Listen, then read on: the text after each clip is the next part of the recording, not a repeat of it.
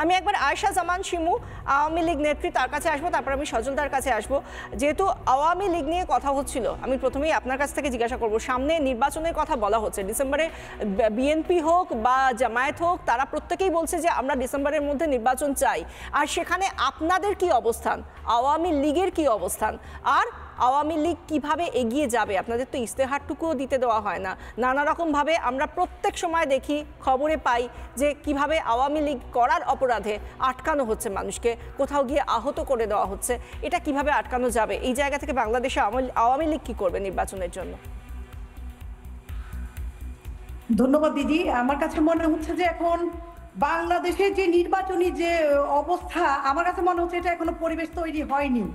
কেন দিন দিন অবস্থা কিন্তু অবনতি হচ্ছে। আপনারা হয়তো বা প্রতিনিয়ত দেখতে পাচ্ছেন যে আওয়ামী লীগ মাঠে নেই, ঠিক আছে, আওয়ামী লীগের কার্যক্রম ওনারা বন্ধ করেছেন, আওয়ামী লীগের তারাও ঝটিকা মিছিল করছে বা বিভিন্ন জায়গা থেকে ওরা কিন্তু জানান দিচ্ছে যে হ্যাঁ আমরা আছি।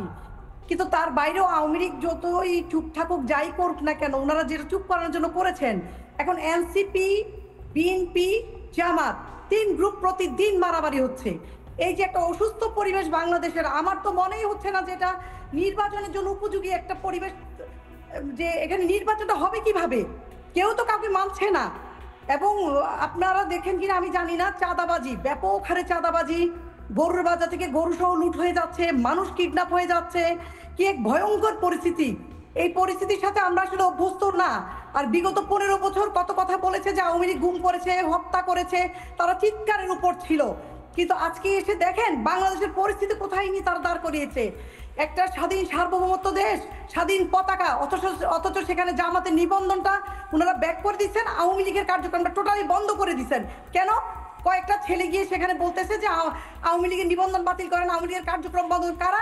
আওয়ামী লীগের জুলাইতে হত্যা করেছে, অথচ সেখানে বৈষম্য বিরোধী ছাত্র আন্দোলন এখন যেটাকে বলা হচ্ছে সেটা তো আসলে বৈষম্য বিরোধী ছিল না, সেটা ছিল কোটা আন্দোলন নিয়ে প্রথম তারা মাঠে নেমেছে, সেটা আপনারা সবাই দেখেছেন। তো কোটা আন্দোলনের পরে আস্তে আস্তে এটা কোথায় আসলো? বৈষম্য। এখন ওরা যা করতেছে এটা কি আসলে বৈষম্যর মধ্যে পড়ে? সার্জিস আলম, যারা আপনার জিএম কাদরের বাড়ির মধ্যে লুটপাট করলো, ভাঙচুর করলো, অগ্নিসংযোগ করলো, তারা এখন অ্যারেস্ট হয় নাই। আমার প্রশ্ন, অপরাধী তো অপরাধী, আমি আগামীতে করবো না, এটা তো কোনো কথা না। এক্ষেত্রে সংস্কারটা কোথায় আমরা সত্যি আমরা এদেশে থেকে অন্তত বুঝতে পারছি না। নানা ধরনের কন্টেন্ট দেখার জন্য লাইক করুন, শেয়ার করুন আমাদের ফেসবুক পেজ, সাবস্ক্রাইব করুন আমাদের ইউটিউব চ্যানেল। পাশাপাশি অন্যান্য ব্রেকিং নিউজের জন্য অবশ্যই চোখ রাখুন রিপাবলিক বাংলায়।